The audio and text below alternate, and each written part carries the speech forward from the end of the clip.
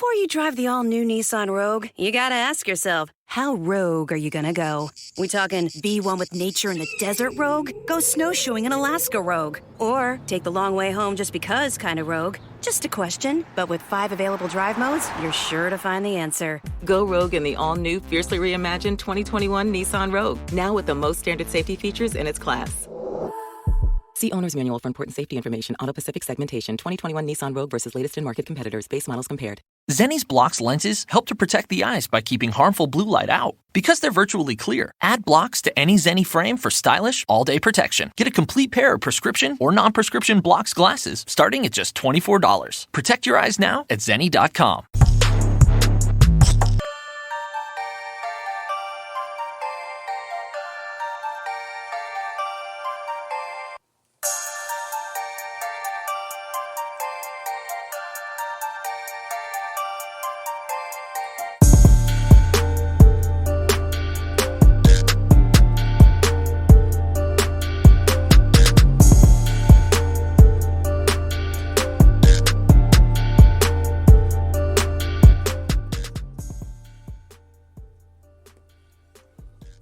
What's going on? What's going on? What's going on?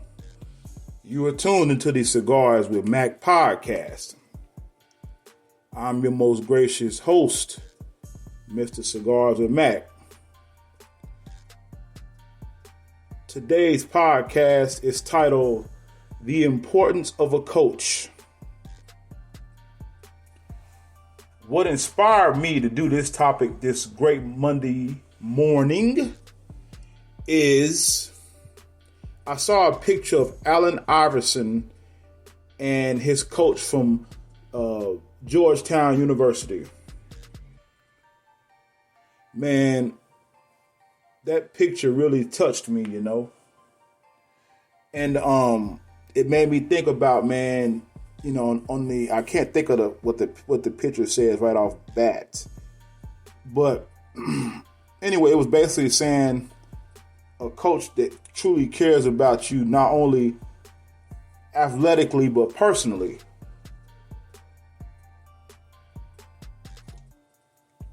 And I think that is so important. You know, a lot of times we as people and parents, a lot of times, man, we take coaches for granted, man. You see, Allen Iverson came from a single parent home. He's from Newport News, Virginia, I believe. He's actually my favorite basketball player, especially during high school. Of course, now he's retired. But anyway, he's since retired. And, you know, he's had some ups and downs in his life. But for the most part, he's very grateful for his coach from Georgetown. You know?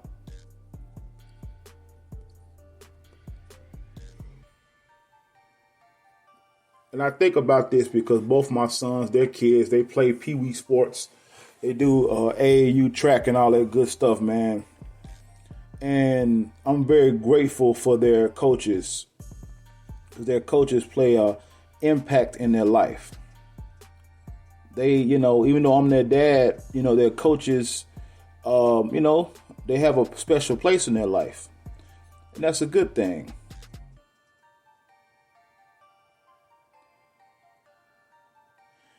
But I think about a lot of times how we as parents, we don't really understand the positive effect that a coach can have.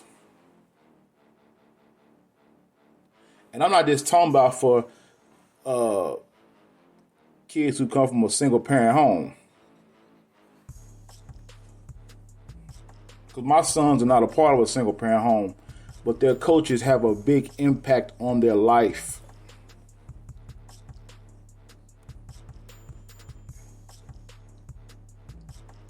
Their coach not only, well, both of them, their coaches not only coach them in football, but they also coach them in track. You know, and the confidence that they have gained since being with these guys for almost 2 years, I believe, going on 2 years. Next year, make 2 years. Oh man, I've seen my children do a 180, especially athletically. And the thing about sports, I like to use the analogy of sports being impactful not only on the field but off the field. If that makes sense to you. Because I'm gonna be honest with you, I was really one of those parents that was like, man, look here, y'all got to put something in y'all head. I'm not really for the athletics, but my wife and I went ahead and let them do it because it's something they wanted to do, and it has been a positive outcome. It's been a very positive outcome.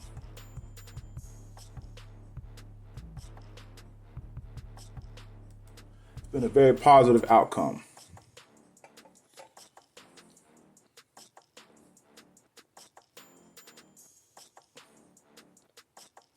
I think about a lot of times, man, the work that a coach does, the work that a coach has to do to never played any sports like my kids. My son did karate, but they never did any sports as far as competing outside of karate, at least one of them anyway.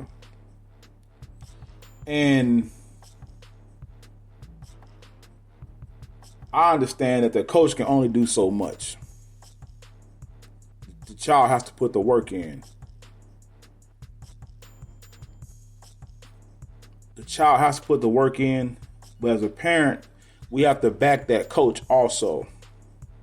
Coaches, shit, it ain't always nice. It ain't always sweet. It ain't always, them babying you, your child. They're not there to baby them. They're there to get them to the next level in life athletically. Get them to the level where they can compete. Because there's a high chance that, especially at the adolescent level, that the impact of that coach could get that kid an athletic scholarship someday. Especially if that kid has talent. They say some kids have natural talent. I wouldn't say natural talent. I would say natural ability. I would say natural ability.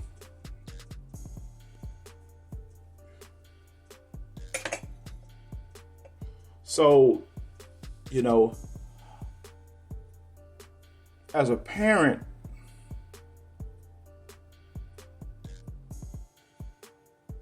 we have to sit back and allow the coach to coach our kids. We have to allow that. And it may seem harsh, it may seem like they're getting on their ass, but it's going to make them better, especially with a good coach. Let me emphasize that. And something else we as parents have to do, man, is invest in these kids. We have to invest in them scholastically, meaning if they need tutors, get them tutor. Buy them little programs on the computer where they can learn how to code and learn things like that, because it's only going to make them better, And I'm not telling you something I don't do. And also, I'm going to tell you something else. If you have the money, the resources, I would also say, especially if your kids participate in athletes, spend that extra money to get them extra coaching, because it's only going to make them better. I was talking to one of his coaches this weekend, and we were just talking about that. He and I broke down the financials of it as far as, if you have to spend extra $2 to $3 grand a year for extra coaching to put them in another league after the normal season, or basically honing that skill that they have, that athletic ability that they have, because whether you want to accept it or not, Americans, we love our sports. We do. And people make money off of us playing sports, and we make money off of them too. Hell, people be gambling on these games, Excuse me. So, what we have to start doing, man, is paying for that extra stuff. For instance, if your child is in track, pay for them to get that extra training to make them that much faster, to make them that much better. It's only going to help them out in the long run, I promise you.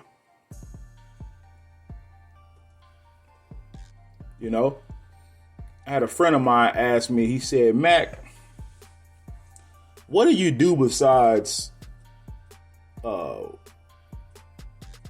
norm and spending time with your kids and attending their sports events?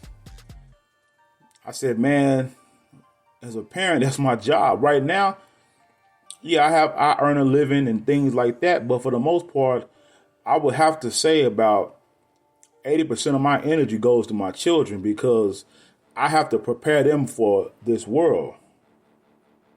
I have to prepare them for the next level. I see that there are things that they like doing and enjoy doing. So I'm going to hone that skill,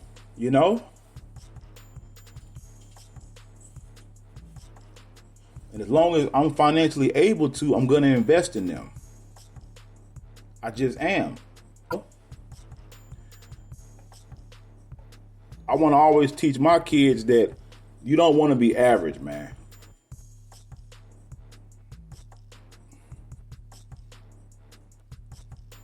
Like me personally, I played sports off and on in school, but I really wasn't into it like they were. I mean, I just wasn't. I enjoyed making money even as a young kid, man. I always liked dogs. I always loved German, I always wanted to learn how to train them back in the day, But and when I got older and was able to afford them, I did that. And I have a German Shepherd now that I imported from the Czech Republic pre-COVID. And but I don't train like I used to, But anyway, that's one of the things I enjoy doing. But something else I enjoy doing is watching my kids grow, man. And I understand the importance of investing in them. I understand that. But as a kid, back to what I was saying, I really wasn't, like a sports fanatic. Something I used to love doing during my high school years and prior to me even going to the military was I love playing street basketball. And I was actually pretty good. But I never desired to play professionally or even at the high school level. I just like playing street ball. I just enjoyed it like that, man. But I see that, my children, they enjoy playing sports. They enjoy doing that. And right now, they're at the age where you want to really, really, really find out what they like to do and invest in it.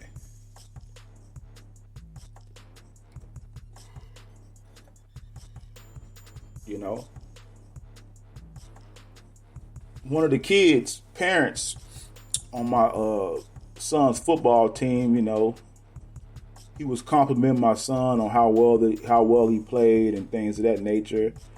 And he asked me what did I do to get him like that? And I told him, I said, man, we worked hard this summer. We were at training camps, training. That's he puts a lot of work in. My son told me. I asked him, I said, what do you want to do? He said, I want to play NFL ball. I want to be a professional athlete. And now everybody knows the chances of an average individual going to the professional, especially NFL, NBA, the chances are very slim. But those that do make it, they don't just get lucky and make it. And I told my son, I said, man, look, the goal that you have is one, is damn near impossible. But two, people don't just accidentally get to the NFL. That ain't how it works. It takes hard work and strategizing, but it takes hard work, dedication, investing in your body, investing in your craft, man, networking. It's not just something that's going to just happen. I said, if what you want to do, I'm going to be on your ass, man. Straight up. I'm not going to ride you and all that, but I'm going to constantly remind you that you told me you wanted to be in the NFL. I told you be a doctor, a lawyer, engineer. You told me you want to play NFL football.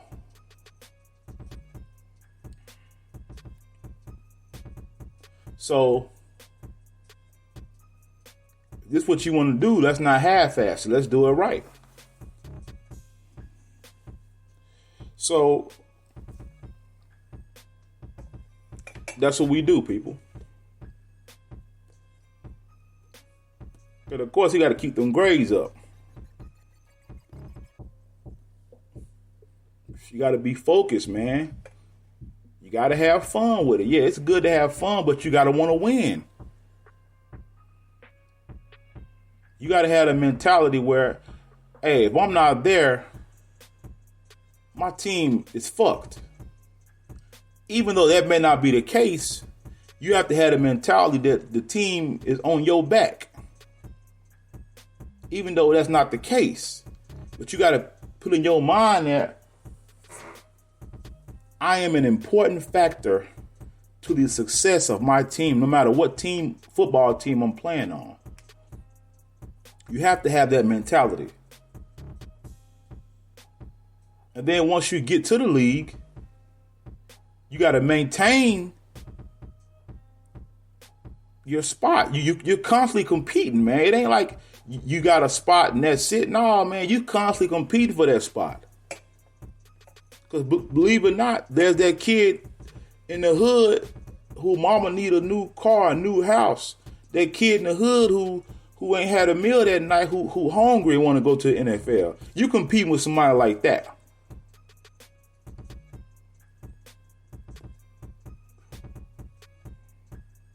I just don't believe it when people say he's a natural talent.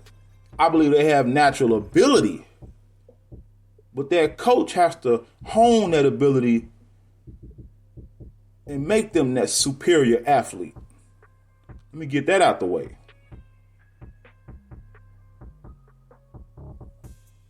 Some may agree with that, some may not. But that's how I feel.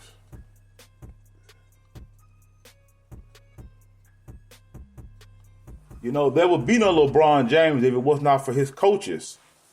I don't give a damn what anybody say.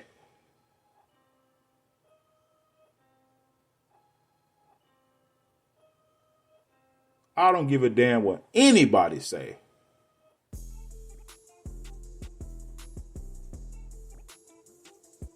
It took that coach, man, to take out time with him. I remember when I was in middle school, man, I played 1 year of football. I think I played right tackle. You know, I was on offense.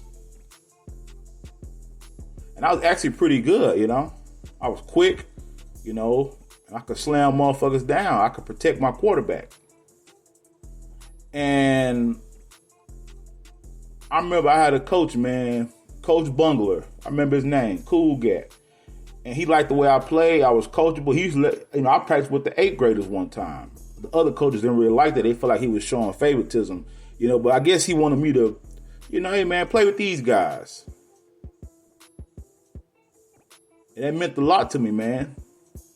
But, you know, I was okay at football, but like I said, I like basketball. But anyway, I told him one day, I said, man, you made an impact on me. I don't think you even realize that.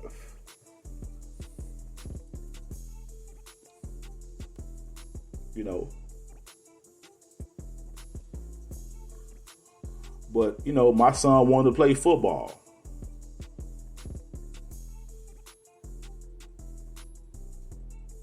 And his coaches, man, they really like him a lot, you know. But But his track coach is also his football coach, and he's another track coach. And man, I'm telling you, man, those gentlemen made a great impact on my son athletically. And I always tell my son, when you're on that field or you're on that track, you're on that track, that's your daddy right there. You listen, whatever he tell you to do. You constantly be coachable. Coach tell you do something, yes sir, yes ma'am.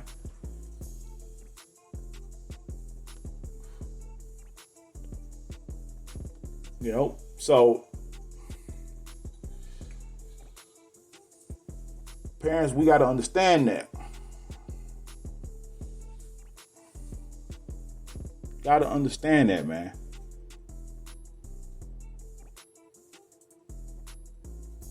And don't forget that.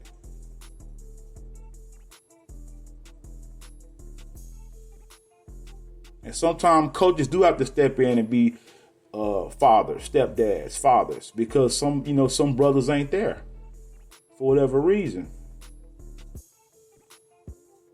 It's a hard job, man, especially when you start getting to the high school level and the college level and the NFL level. Man, that's a whole nother level right there.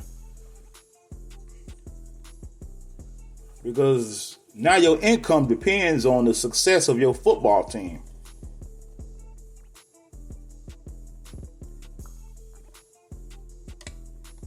You got to remember that.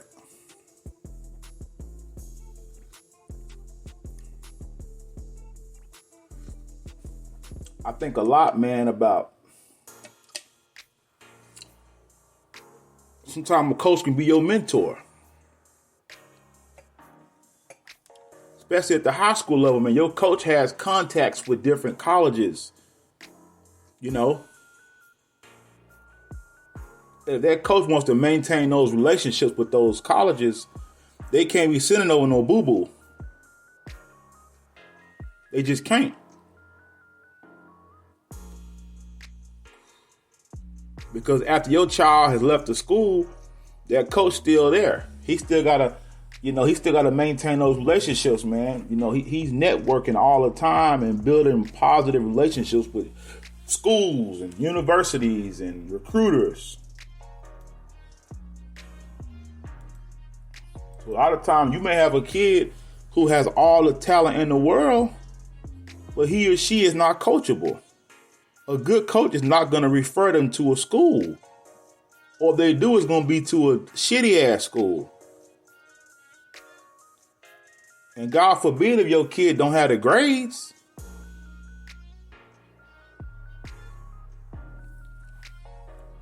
And you also got to look at the fact of this right here.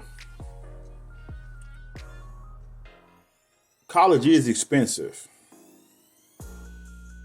And by investing in coaching for your kids, especially if you have a kid that wants to play, a child that's athletic, investing in that extra training, that off-season plan, investing in that stuff, paying that extra $2,000-$3,000 a year for your child to compete athletically, I believe it will pay off. So by the time graduation come, you as a parent, you're not struggling to find a way to pay for your child's college, because college is only going to go up. It's not going to get any cheaper. So you must understand the value in coaching. You got to understand that sometimes you're going to have to spend a little money. And don't be afraid to do that, because I calculated it.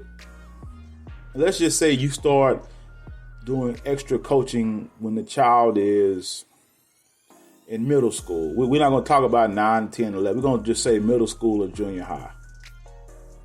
So we're going to say the average price is $3,000. So from $3,000 times 6, like 18,000. We're going to say you're going to spend about 25. We're going to just round it up a little bit more. We're going to say you're going to spend between 20 to 25 grand on off-season coaching and things like that for your child. It's worth it because college is going to cost triple, double that.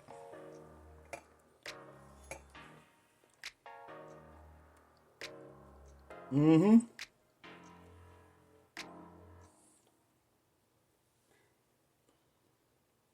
You got to teach your kid that this is their job. Yeah, you having fun. Yeah, it's all fun and games. Yeah, you want to compete, but this is your job. Your job is to get good grades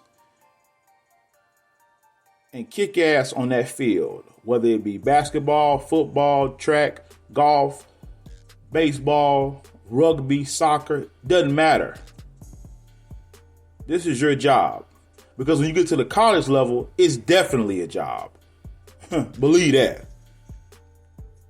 It's most definitely a job.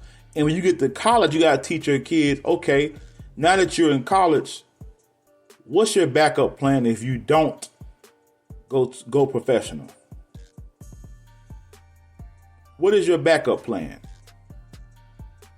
I know a gentleman, he played college ball.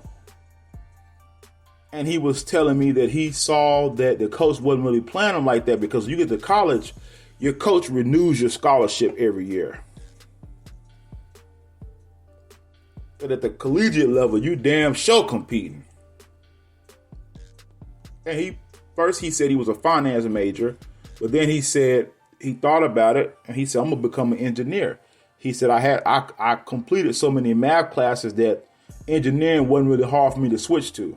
So he became an engineer, majored in computer science, and became successful in the government contracting industry. You know, he came out of college, I want to say in 2004.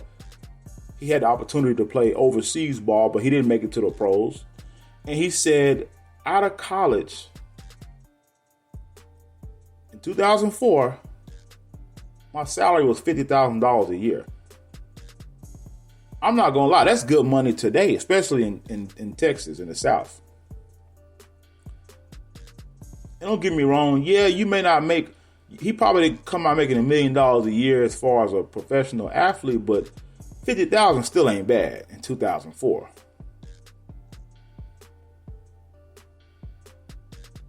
But the outcome of an opioid emergency may depend on a quick response. Accidental overdose can happen anytime, even if the opioid pain medicine is prescribed. Due to COVID-19, emergency services could be slower to arrive. Get prepared. Get naloxone, a potentially life-saving reversal agent with no prescription directly from your pharmacy.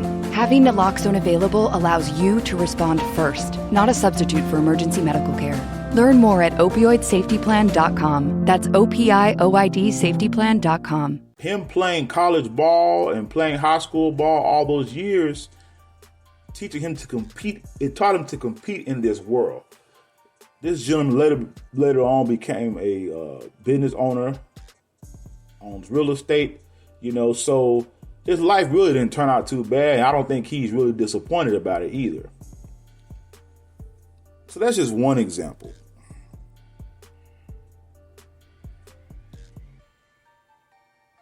So when I say the importance of coaching, man, it's very important.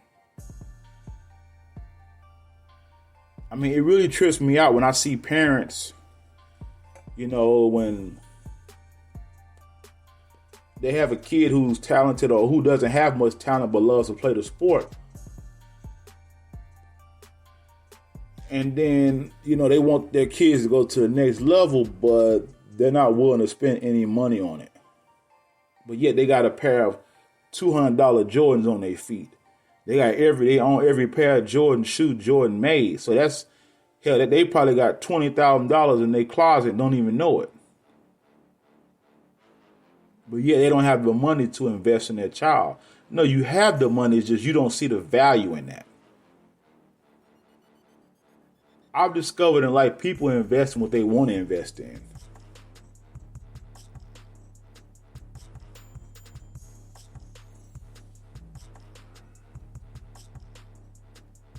People are quick to mention the scripture about train up a child in the way they should go, won't depart from it. Now, many of us thought that meant raise your child in the church. It's not what that means.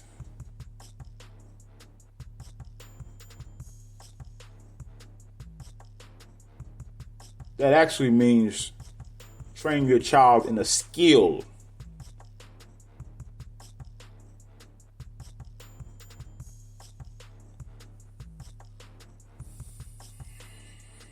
That means train people.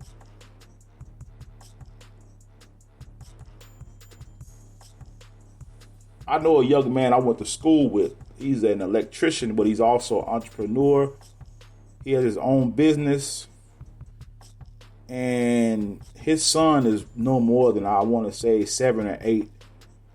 And this kid can drive a Bobcat, people. Do you know that is a skill? I told him, I said, man, your son never has to throw a football or run down the court to play basketball. Because he has a skill. I said, he doesn't even have to step foot in college unless he wants to. He now has developed a skill that you taught him.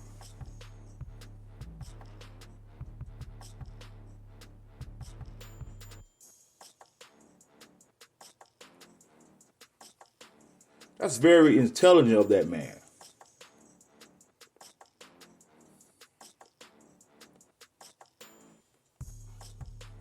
Like I said, if you cannot afford to spend the extra money for your kids, I understand that. But if you can, people do it. It's gonna pay off.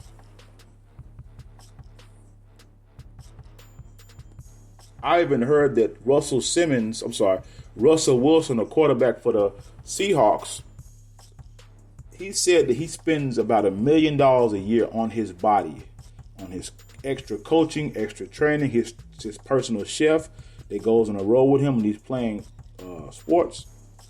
And I've never heard of him having an injury. Everybody's not getting concussions in football, people. They're just not. Everybody's not getting injuries. Those that invest in themselves and take care of their bodies, look at LeBron James. This guy been playing 15 plus years. He invests heavily in himself.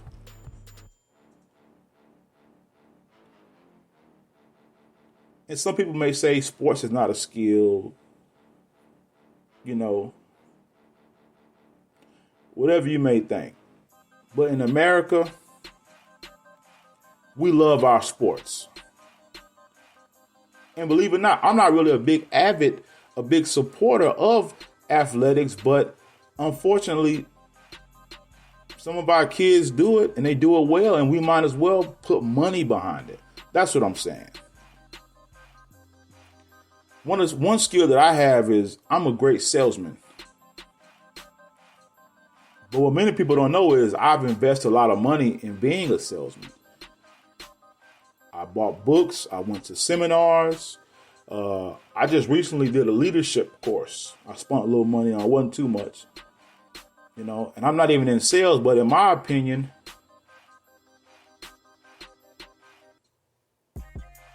sales is a skill.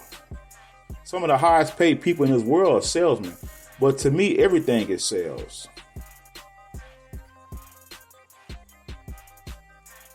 And I invest in myself constantly. Getting a degree is not always investing in yourself. Getting the right kind of degree is.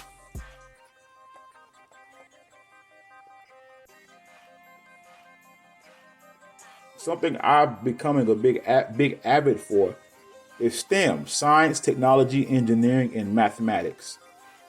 Because that's never going anywhere.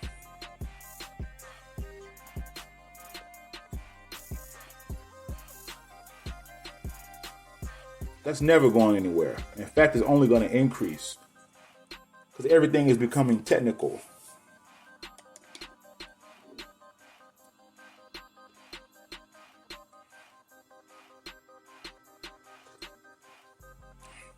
I watched a documentary on YouTube about homeless people becoming homeless. One man, he was an aeronautical engineer. He worked for the #1 defense company in the world, and he's homeless. But my thing is, how did he become homeless? One, he's in California. It's fucking high as fuck. Two, did he get on drugs? Did he get a record? We don't know. I don't know. See, people don't tell you the whole story. They just tell you what they want you to know. Did he have bad money managing problems? I don't know. But I've never seen too many engineers out of work. Engineers can always find a job, especially when you know what the hell you're doing. Especially when you know what you're doing.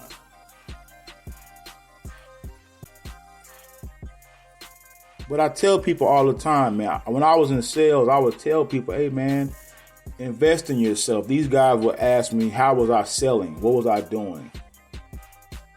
I told them. And I said, man, I read a bunch of books. That's investing in yourself. I've spent every bit of I know in a 90-day period about $1,000 investing in classes, courses, books, extra things, because I really wanted to be good at sales. I've been an entrepreneur a few times.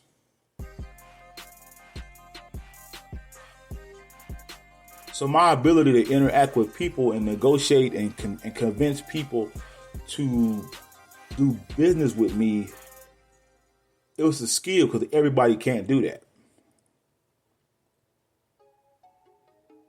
And if you are a business owner, you are definitely a salesman. Even if you don't like sales, remember that.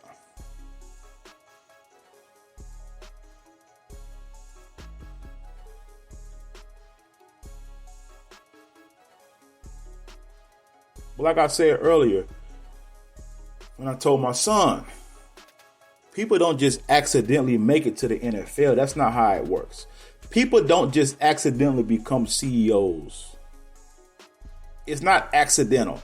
I asked a gentleman who was the COO for the athletic company Rawlings. They make football, shoes, and things like that. I said, how did you make it to that level? He told me he just got lucky.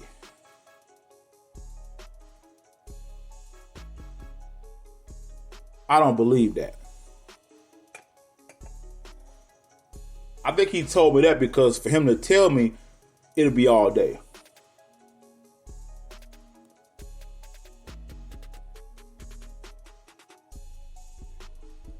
But it takes strategy, strategizing, building effective networks.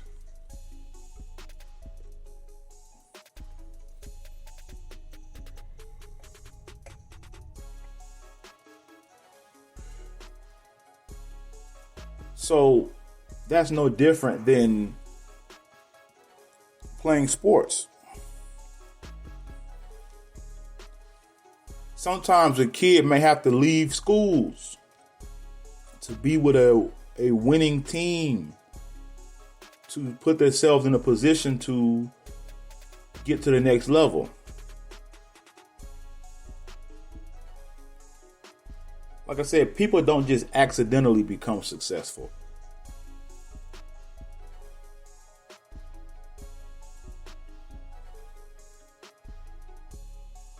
I think about when I was in the military, in the Army, we have special forces, Rangers, Green Berets. But these people that do their job are actually highly intelligent. And I would venture to say, yes, they are very physically fit, but I would say that they are more of an intellectual mastermind.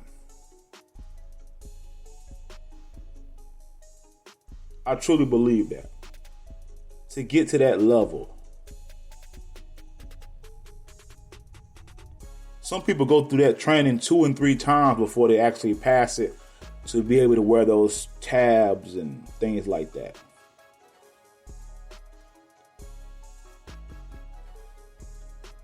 But these people had to push themselves past hurt and pain, blood, sweat, and tears. Then they had to go through evaluations. They had to be assessed by the the particular outfit they want to be a part of to see if they were even team players. Because to do those type of things, you cannot be in. You will not make it. It ain't gonna happen.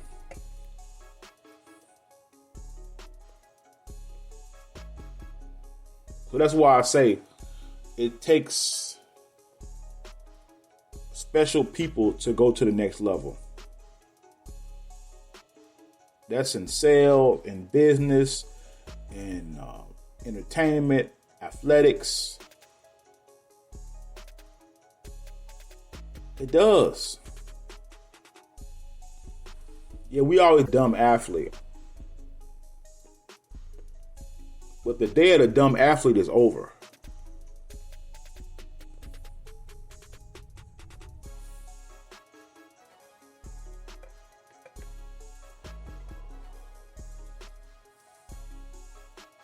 These athletes are getting smarter.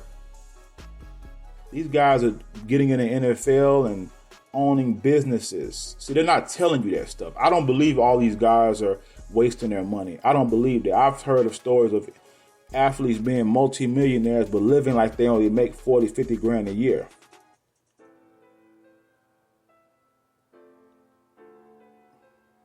So I just don't believe that those guys just accidentally become successful.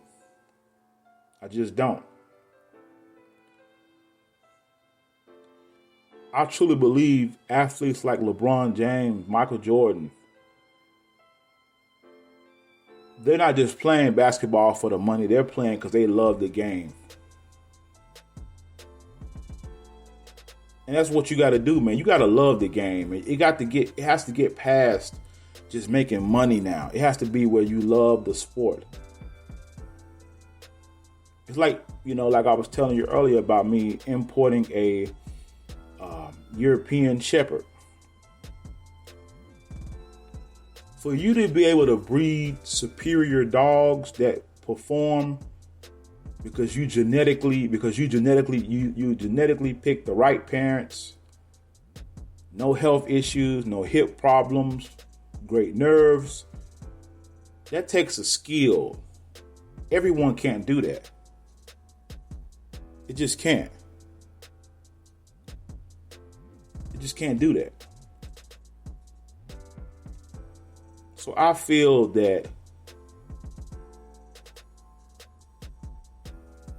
great people do great things. To make it to the office of the president, we look at some of these presidents and we critique them and, oh, they're dumb, oh, they're stupid. But they were able to convince somebody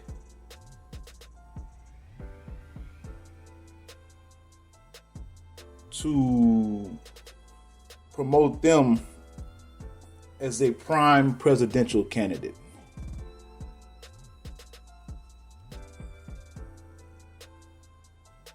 A lot of times people say leaders are born. No, leaders are made. Again, we can be born with leadership abilities, but someone has to teach you.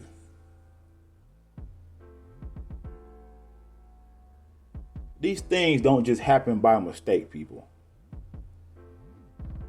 And being on this earth 34 years, I figured that out.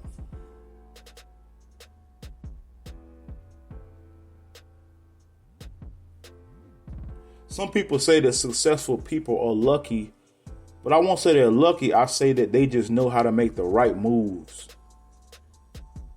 And luck follows them.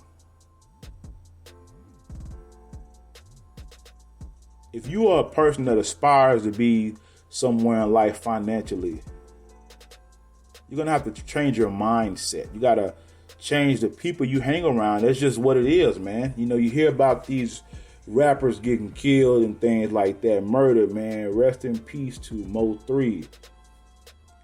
Great rapper. He just got, shot on I-35 out here in Dallas. He went on Mike Tyson's podcast, Hotbox, with Boosie. And Mike Tyson asked him, why you wearing all that shit around your neck and that shit in your teeth? Mo3 said, I want to show people I made it. And Mike said, I respect that. Because many people won't say that.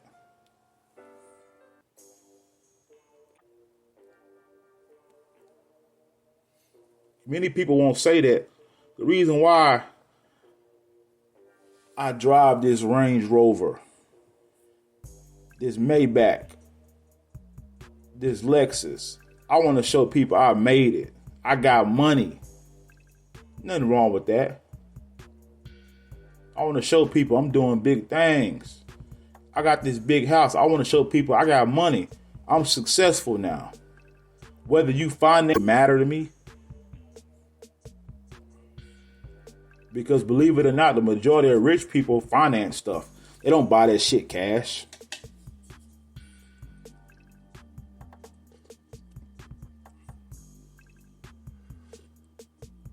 They finance those things, man.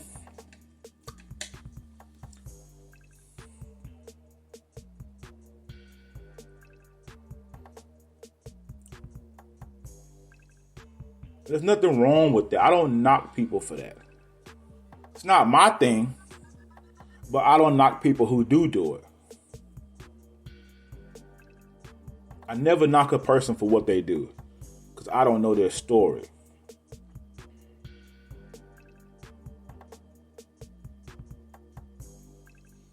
But anyway, I want to thank everyone for tuning in and listening to the Cigars and Mac podcast. And again, people, if it's something you want to be good at, invest in some coaching. Really just invest, period. Because some things you do may not require coaching. If you want that career, get you a career coach. They have them on LinkedIn. I remember about 2 years ago, I was a contractor, and I've been good at doing resumes for some years now. But I also understand every couple of years, job trends, they change, the resumes change, So I connected with this lady who was she was like a VP of HR for a successful organization. So she knew the tricks of the trade. And I had to spend a little money to get her to do my resume for me. She had a whole staff. We did some career coaching. She taught me little secrets. For instance, if you're applying for a job, did you know that if you apply for a job or just a company you want to work for, it is advantageous for you to apply for that job when it first comes out or within the first 3 days. Because after 3 days, that rec is now flooded with resumes. And the system only picks out the couple of few within the first 1 or 2 days. Prior to me investigating that, I would have never known that.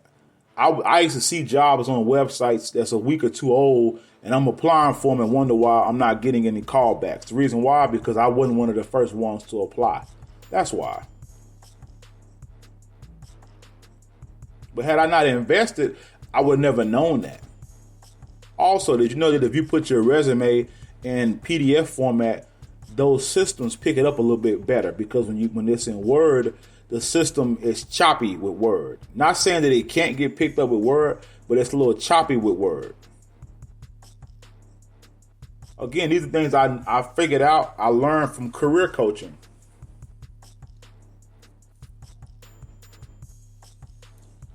So don't be afraid to invest in yourself.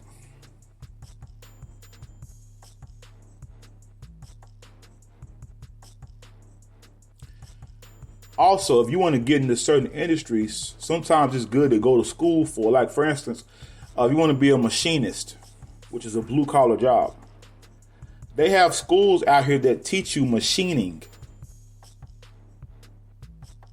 And once you graduate, they have networks with companies that will they directly hire those graduates. See?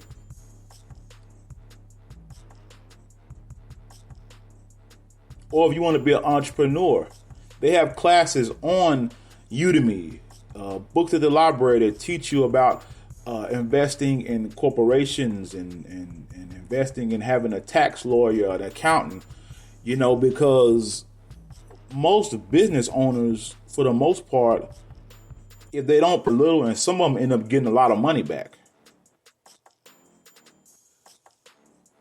Because as we all say, America is a corporation. We know that. But it's just little jewels I'm going to drop on you.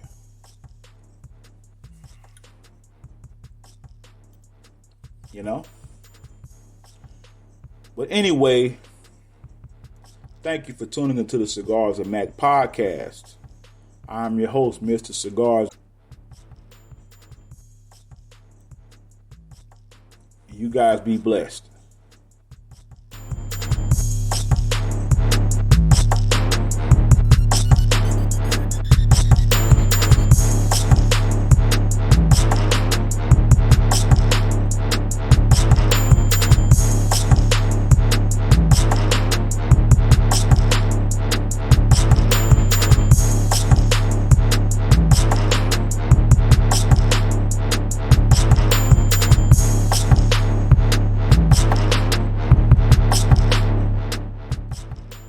Oh, yeah. By the way, if you have any show topics, hit me up at info@cigarswithmacpod.com. That's info@cigarswithmacpod.com. If you want to contribute financially to the podcast, my Cash App is $Cigars with Mac. Again, $Cigars with Mac. I forgot to add that in there earlier. I'm going to let my music play a little bit. Y'all can rock out with me until I end the show.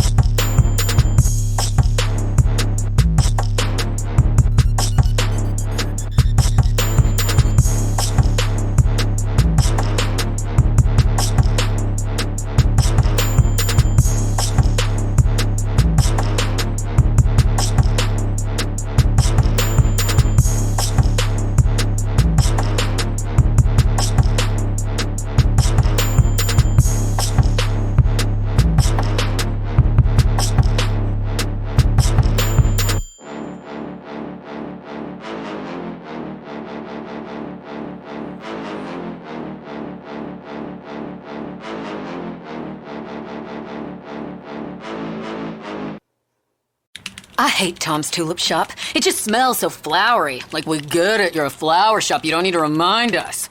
No matter how hard you work for your small business, online reviewers will find something to complain about. I needed a fake plant. They don't sell fake plants. Thanks for nothing, Tom.